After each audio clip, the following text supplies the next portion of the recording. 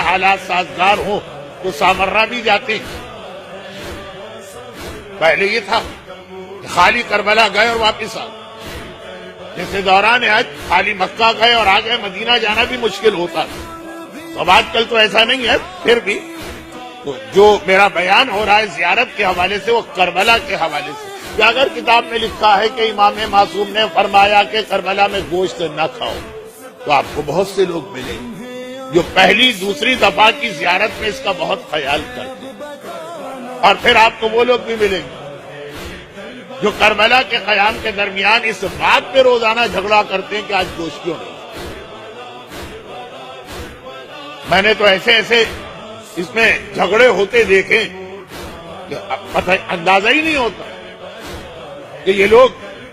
ایسے ہوٹل میں ٹھہرے ہیں کہ کھڑکی کھولتے ہیں، سامنے آقا حسین کا حرم نظر آ رہا اور مرغی کی ٹانگ پر جھگڑا ہو رہا ہے. یہ تو بعض باتیں اشارے میں بھی کی جائے تو اچھی نہیں لگتی. اگر زیارت کے سفر کتاب میں یہ لکھا ہے کہ کربلا میں قیام کے درمیان کہا تو بڑی بات ہے، ہنسی اور مسکراہٹ بھی تمہارے چہرے پہ نہ آنے پائے. تو پہلے دو تین مرتبہ کے زیارت کے سفر میں بڑا اس کا خیال رکھا جاتا ہے، اور اس کے بعد یہ حالت ہوتی ہے کہ ذریعہ امام کے سامنے تب بھی کہے چل رہے ہوتے آپس میں ہنسی مذاق اور جو نہ وہ انتہا اسلام چاہتا تھا اور نہ یہ والی انتہا.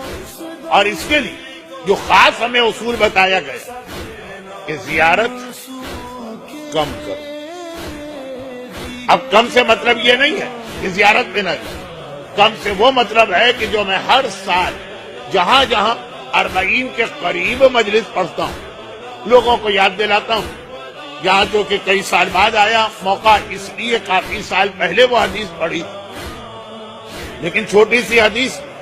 اور یہ زیارت کا عنوان اب میں مکمل کر رہا ہوں. باتیں تو بہت ساری ہیں، پورا ایک اشرا امام بارگاہ علی رضا خالی زیارت کے عنوان سے پڑھ چکا ہوں. لیکن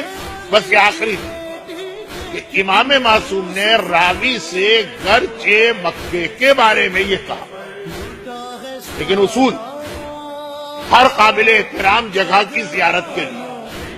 اور امام نے راوی سے کہا کہ جیسے ہی حج مکمل ہو جتنا جلدی ہو سکے واپسی کا سفر اختیار کرو، مکے میں زیادہ دیر نہ رہنا. اب باہر سے آنے والوں کے لیے واپسی اپنے اختیار میں نہیں ہوتی، لیکن یہ ہے کہ جتنا جلدی ہو سکے. راوی نے چوک کے کہا مولا میں تو اس کو غنیمت سمجھ رہا ہوں، جتنا زیادہ وقت مجھے یہاں پہ مل رہا، جتنی زیادہ سانسیں مجھے مکے کی فضا میں لینے کا موقع مل رہا، جتنی مرتبہ مجھے خانہ کعبہ کی زیارت کا ثواب مل رہا،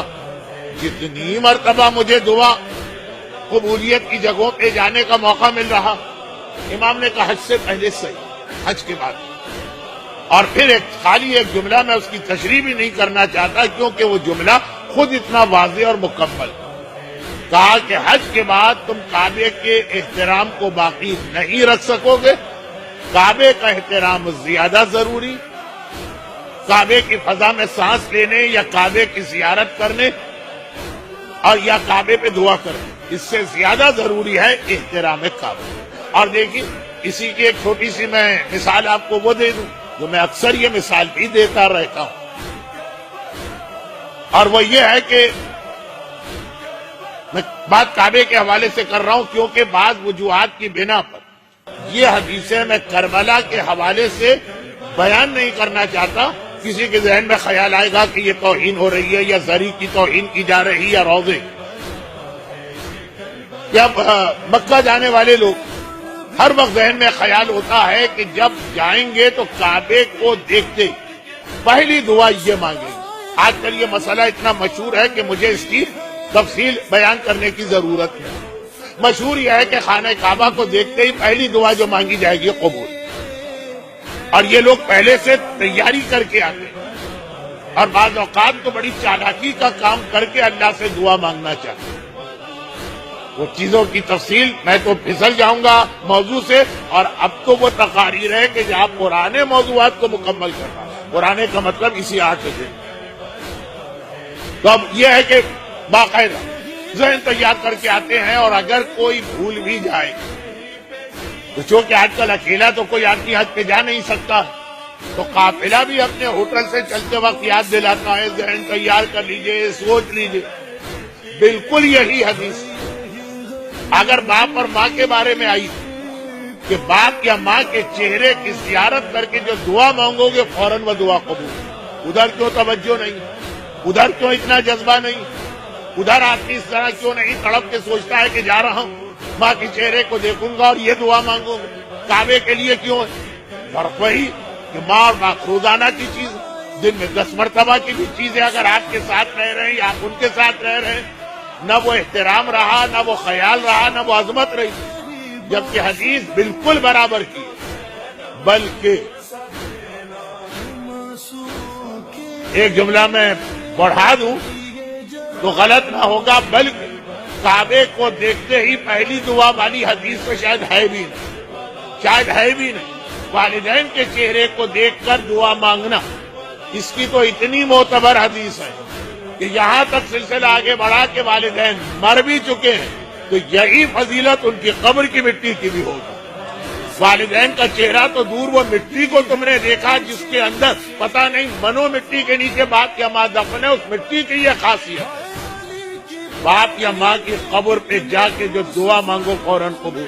تو خیر یہ تو ایک الگ موضوع ہے بچوں کو یاد دلانا کہ باپ اور ماں کا احترام کتنا ہے، مگر بات یہ ہو رہی تھی کہ قابل احترام جگہوں کی جہاں زیارت کے لیے جاتے ہیں، عمرے کے لیے جاتے ہیں، حج کے لیے جاتے ہیں، وہاں پہ زیادہ دیر قیام کرنے سے آدمی وہ احترام کھونے لگتا ہے۔ تو اصل مسئلہ کم زیادہ کا نہیں ہے، اصل مسئلہ ہے احترام برقرار رکھنے، اور یہ ہر سال زائرین کو یاد دلانا پڑتا ہے، اس اعتبار سے کہ وہاں پہنچنے کے بعد اب اتنی زیارتیں تقریباً ہر آدمی نے کر لی، اب تو جو بھی قافلے جائیں گے مشکل سے 10% ایسے لوگ ملیں گے جو پہلی بار زیارت میں جا رہے ہیں،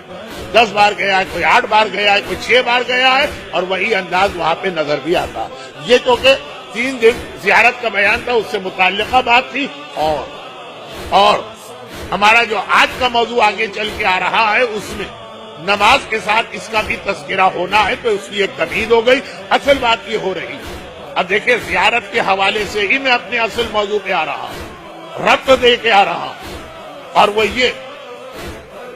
زوار آئے ہیں بڑے شور و شین سے، ایمان لپٹ کے رہ گیا قبر حسین۔ مشیر لکھنوی کا بہت مشہور شعر، ضمیر کے مشہور شاگردوں میں ایک، اور اپنی ایک خاص فیلڈ کے بڑے ماہر تھے۔ اس طرف میں جانا نہیں چاہ رہا کہ کیا فیلڈ ہے، لیکن یہ آج کا شعر نہیں، یہ کوئی 8-10 سال پہلے کی بات نہیں بیان کر رہے ہیں، یہ چلے کوئی 50 سال پہلے کی بات بھی نہیں بیان کر رہے ہیں، یہ تقریباً 150 سال یا 250 سال پرانا شعر۔ 150 سال پہلے عقیدت زیادہ، 150 سال پہلے احترام زیادہ، گرچہ وہ احترام کچھ زیادہ ہی تھا جو اسلام نے بیان بھی نہیں کیا، بہت زیادہ احترام ہوتا تھا مقدس جگہوں کا۔ مثلا آپ میں سے کچھ کو تو ابھی 50 سال پہلے کا بھی ماحول یاد ہوگا کہ نظر و نیاز کو چکھنے کے بعد ہاتھ آپ بیسن میں نہیں دھو سکتے، آپ کو کیاری تک جانا پڑتا ہوگا ہاتھ دھونے کے لیے۔ یہ صرف 40-50 سال پہلے کی بات، بلکہ شاید 30 سال پہلے کی بات۔ وہ احترام آپ کو یاد ہوتا ہوگا کہ اگر آپ کے یہاں 22 رجب کی نیاز ہے تو نہ کہیں سے ٹکے آئیں گے، نہ کہیں سے کباب آئے گی، نہ کہیں سے نہاری آئے گی، نہ کہیں سے کڑھائی آئے گی، سب گھر میں پکے گی، حتیٰ مٹھائی تک گھر میں بنائی جائے گی، پاکیزگی کے خیال کہ وہاں پتہ نہیں کون بنانے والے ہیں، یہ چیزیں ہم نے نہیں دیکھا۔ مسلمان کے ہاتھ کی چیز پاک ہے، لیکن احترام کی بات میں کر رہا ہوں۔ خواتین تک جو ویسے بہت سارے واجب غسل کرتی بھی نہیں ہے، لیکن یہ خاص رات کو نہا کے یا صبح نہا کے سار، آپ نے یہ بھی دیکھا ہوگا کورے برتن منگوائے جاتے تھے مٹی کے، کہ نہیں وہ استعمال شدہ برتن دھوئے ہوئے ہیں، پر پانی سے دھوئے ہوئے ہیں، پاک برتن، لیکن بس وہ احترام کے تقاضے۔ اور یہ 50 سال پہلے یا 40 سال پہلے کی بات، 150 سال پہلے تو احترام اور زیادہ، اس وقت بھی زائرین زیارت کر کے آ رہے ہیں، جب زیارت کرنا اتنا آسان نہیں تھا کہ آپ نے ادھر ٹکٹ کٹایا اور 1.5 گھنٹے میں معلوم آپ پہنچ گئے، مہینوں کی صعوبت برداشت کر کے آتے ہیں۔ تبھی تو وہ روایتیں آتی ہے کہ زائرین کے قدموں سے اٹھنے والی مٹی گناہگاروں پہ پڑتی ہے تو ان میں سے کتنے لوگوں کے گناہ معاف ہو جاتے ہیں، وہ اتنی زحمت اٹھا کے جاتے ہیں۔ وہ جو زحمتیں تھیں وہ والے زائر، اور مشیر لکھنوی نے اتنے واقعات دیکھے، اور یہ احترام کے حوالے سے لکھنؤ میں زیادہ کچھ احترام، تو شعر بھی لکھنؤ کا، زوار آئے ہیں بڑے شور و شین سے، ایمان لپٹ کے رہ گیا قبر حسین سے، جس حالت میں گئے تھے اس سے خراب حالت میں واپس آ گئے، ایمان کو وہیں چھوڑ لے کے گئے تھے وہیں چھوڑ کے آ گئے۔ ایمان کب مومن سے الگ ہو جاتا ہے، یہ کل رات کی مجلس، اور زیارت کے حوالے سے مشیر لکھنوی کا پیغام، میں اس پہ زیادہ بات نہیں کرنا چاہتا ہوں، ایک پورا اشرا پڑھ بھی چکا ہوں اور موضوع بالکل بدل بھی جائے گا، اور میری معلومات کے مطابق جانے والے زائرین ایک کثیر تعداد میں اب چلے بھی گئے، لیکن ربط وہاں سے ملانا ہے کہ زیارت جیسا اہم فریضہ وہ جس میں اتنی برکتیں اللہ دیتا ہے، ظاہر حسین سے خوش ہو کے کہتا ہے مانگتے تو کیا مانگ رہا، قبے کے نیچے کی دعا تو فوراً قبول ہے، اس کے علاوہ ظاہر کی ہر دعا اپنے اور